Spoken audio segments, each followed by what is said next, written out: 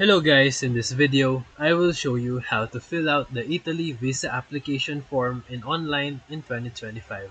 So step 1, visit the official Italian visa application portal at vistoperitalia.esteri.it.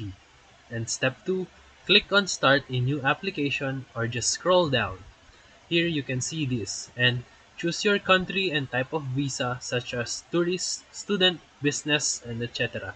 Step 3. Fill in your personal details after you fill in this form. Your full name, passport, number, birthday, and contact info. Step 4. Enter the travel details such as purpose of visit, intended dates of travel, accommodation, and sponsor if applicable. Step 5.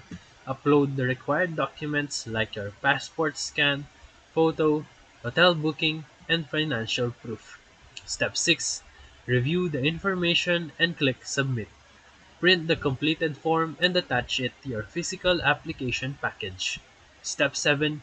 Book an appointment at your nearest consulate or visa center to complete the process.